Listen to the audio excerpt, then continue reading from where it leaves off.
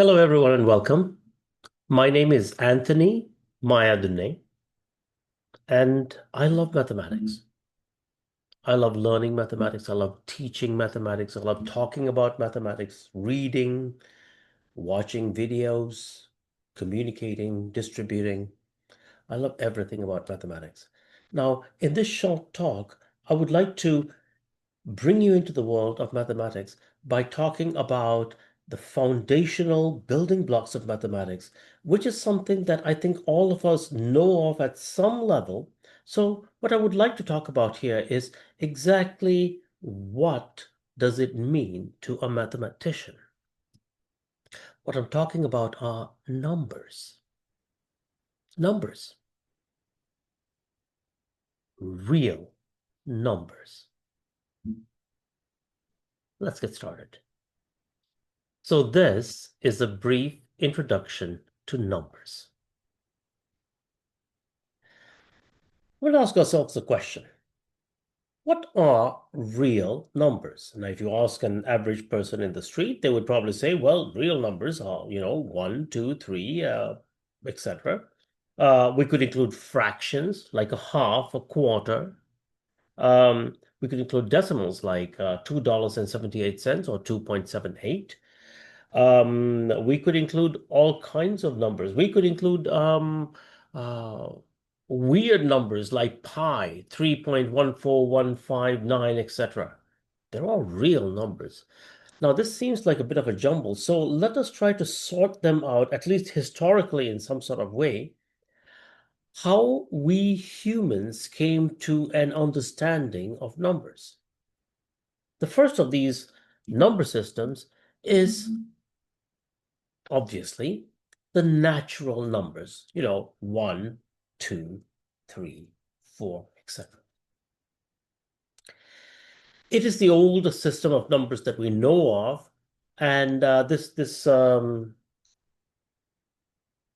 picture here shows the Ishango bone, which was unearthed in the Democratic Republic of Congo in Central Africa, and has evidence of not just counting as in the numbers, but also of certain sequences of mathematical operations as well. So this gives us a sense that from over 20,000 years ago, we had people having a sense of the counting numbers. One might even see research and explorations that show that this number sense exists even among animals. For example, dolphins, dogs, a sense of numbers, if you will. Okay, so we call these numbers in mathematics, we call them natural numbers, and the numbers are one, two, three, and we go all the way onwards. From that, they are represented in mathematics by a capital N. Now, thousands of years go by when people do not use this particular number, but um, many sources seem to suggest that the origins of the number zero come from India, a period of great mathematical excellence. As a matter of fact, India has always been a center of mathematical excellence, not just at that time, but even up to the present. With famous mathematicians of the 20th century like Srinivas Ramanujan, for example. Anyway, the point being that now we have a new number zero that is added to the natural numbers, and that becomes the set of whole numbers. The whole numbers are 0, 1, 2, 3, etc., and are represented by the bold W.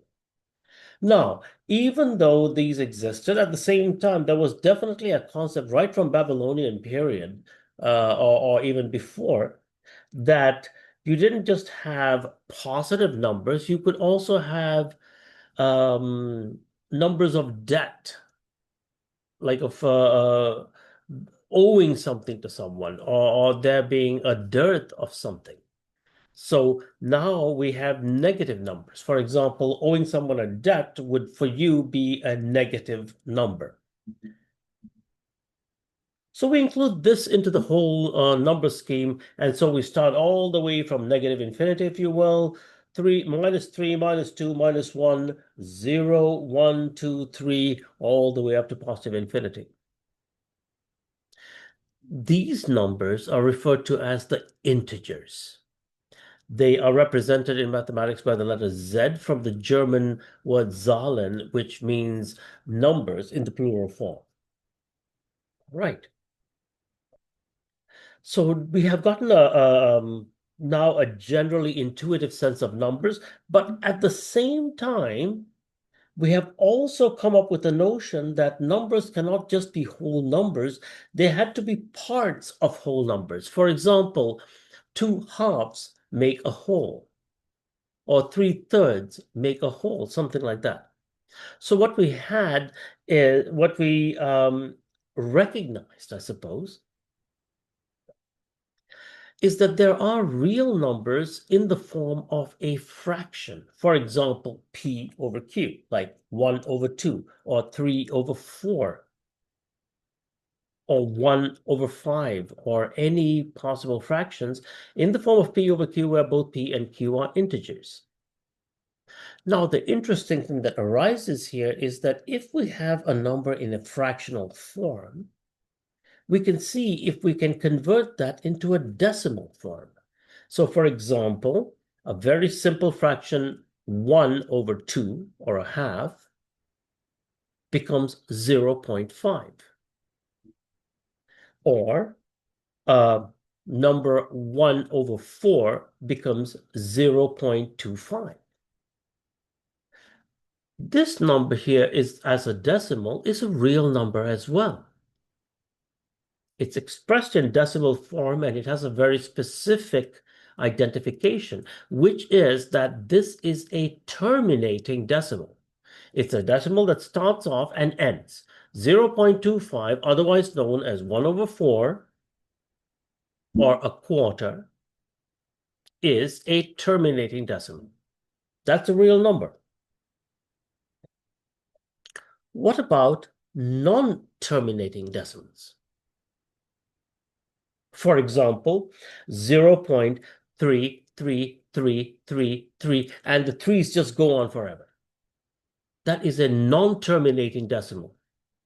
Now, we can demonstrate how that 0.33333, etc., is equal to the fraction 1 over 3, or a third. So that basically means even if we have a non-terminating decimal, that decimal can be represented as a fraction. Well, not always. If we have a non-terminating decimal like 0.33333 going all the way through, one thing we notice is that after the decimal, we just have a repeating number. The 3 just keeps repeating. That can be converted into a fraction. A discussion for another point, but it can be converted into a fraction. Now, this repeating decimal thing does not just have to be a single decimal. For example, I have got a number. Consider this: 0.412, 412, 412, 412, and that keeps repeating all the way through. Well, that number can also be represented as a fraction. A large fraction, but nevertheless a fraction. Okay, so now what we have are natural numbers, 1, 2, 3, etc. Whole numbers, which include 0, 1, 2, 3, etc. Negative numbers, which is the negative of the positive numbers. And now we have the fractional numbers. Because these fractional numbers are in a ratio, they are called rational numbers. And they are represented by the big bold letter Q from the word quotient. Now, that brings us to a very curious set of other numbers. Numbers that, yes, They are non-terminating decimal, and on top of that, they are non-repeating. There is no discernible pattern that happens after the decimal. For example, one of those famous numbers that we're all well aware of, pi, 3.14159, and it keeps going on forever, and there is no discernible pattern. These kind of numbers are called irrational numbers because they are not rational numbers. And that is not a value judgment. It is simply saying that these are numbers that cannot be represented in a rational form. They cannot be represented as a fraction, as a p over q, where p and q are integers. So what we have are all the numbers from the natural numbers through the whole numbers, through the integers, through the rational numbers, as one big universe of numbers. And we also know there are a whole lot of other numbers in there that do not belong to the rational numbers, but nevertheless they exist, like pi, like e, the base of the natural logarithm, or even the square root of 2, or the square root of any number that does not have a perfect square under the root. These are all irrational numbers, and we will discuss, I will unpack this with one very famous proof later on in this talk. Now, when we combine all those rational numbers with the irrational numbers together, we form this great entire universe of numbers that we call the real numbers, denoted by the letter R.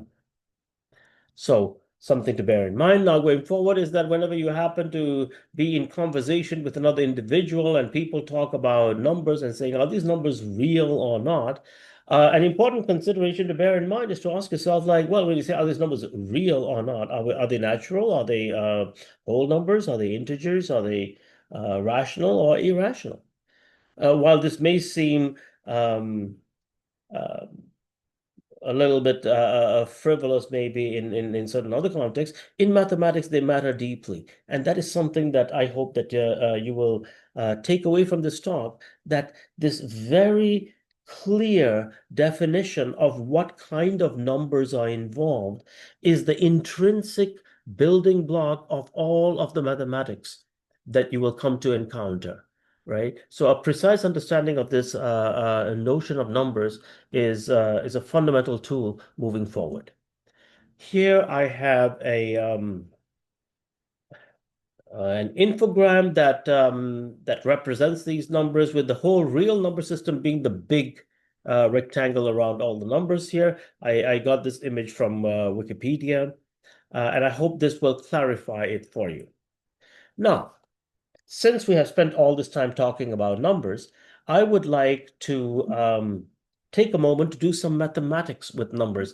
And here I would like to share with you one of the most spectacular proofs in mathematics, because after all, mathematics is about proofs.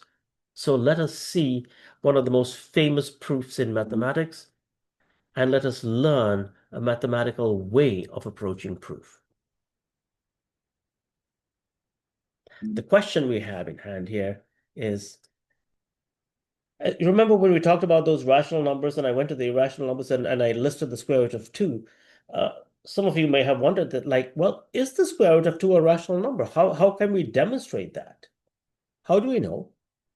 I mean, the number keeps, uh, going off in a weird sort of way, but how do we know? Maybe at some point it will start repeating. Is there a way to prove this?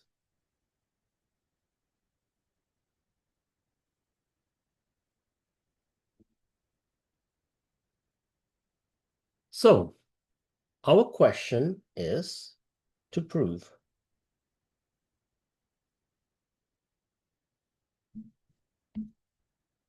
that the square root of 2 is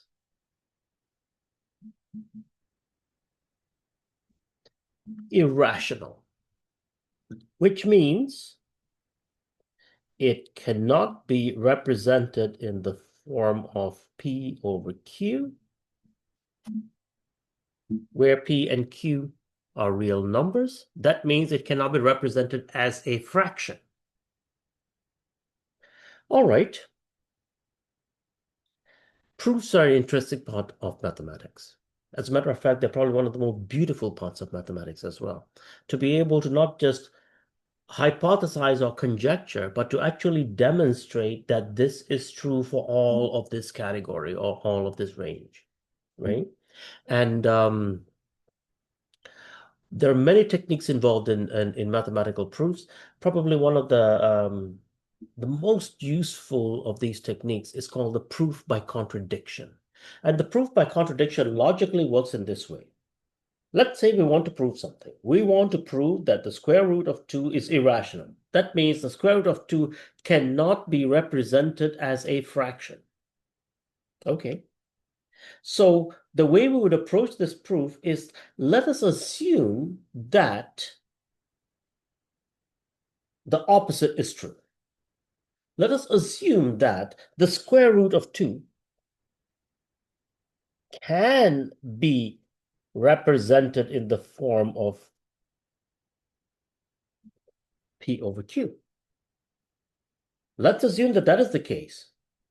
And then let us proceed through a series of mathematical manipulations and show a fundamental contradiction. When we see that contradiction, we can come back to the original assumption and say, hey, this assumption is false. Therefore, the opposite is true. Okay, that seems like a bit of a mouthful, so let us actually go through the process of the proof. So let us say that the square root of 2 is equal to such and such, and this is going to be our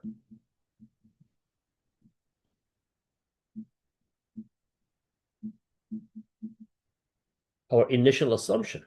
Okay. Let us square both sides so that we get rid of the square root.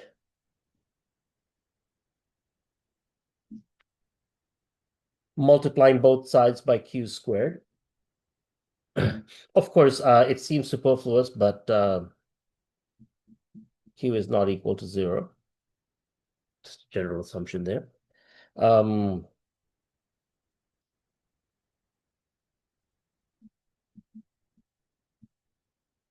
Okay. Now, when we look at this expression, we see that since p squared is equal to 2q squared, that means that p squared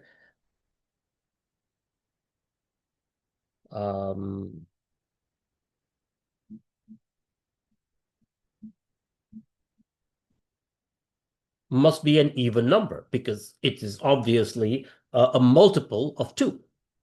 And if p squared is an even number, then p itself must be an even number. Okay, fair enough. So if p itself is an even number, then p should be of the form 2k, where k is some other number. So because if p is an even number, it should be a multiple of 2. So it should be a multiple of 2 times some other number k. All right. As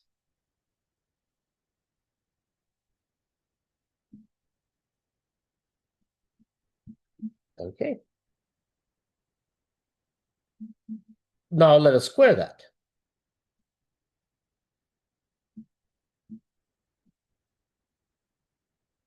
Okay. Now I'm going to take this equation and I'm going to substitute it in that equation.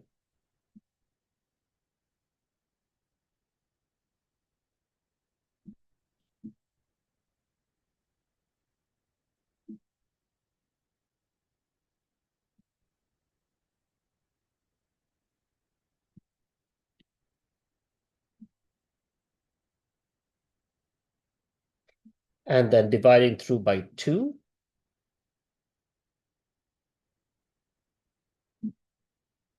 Oh, that's interesting. So this implies that Q is also an even number.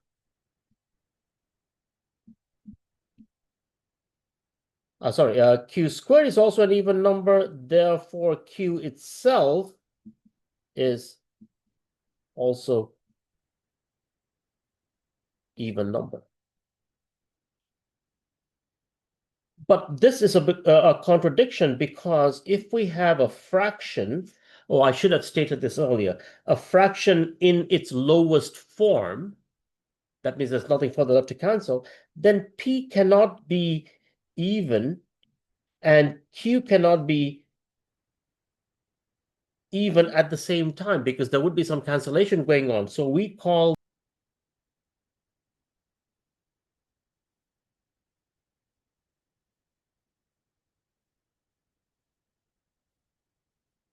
therefore, this original assumption here cannot be true.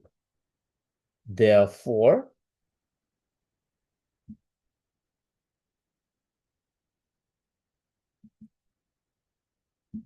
our original assumption must be true.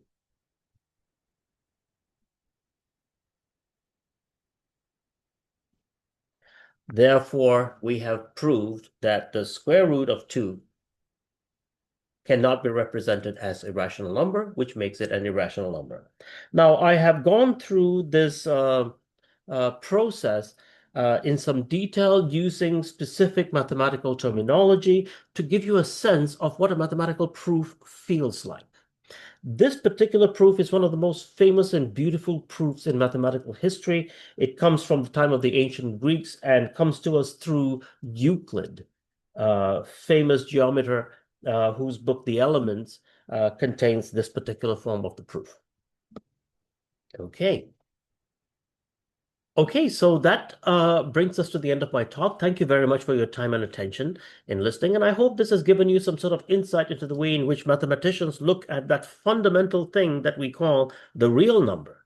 And I hope I was also able to give you some insight into how mathematicians go about doing proofs by sharing with you one of the most famous mathematical proofs, which is the irrationality of the square root of 2.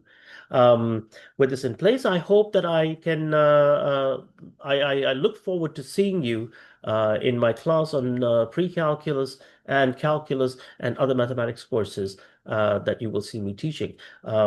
These form the basis of our mathematical understanding, and I hope that this has awakened and perhaps even enhanced the spirit of your understanding and enthusiasm for getting a sense of what mathematics is all about.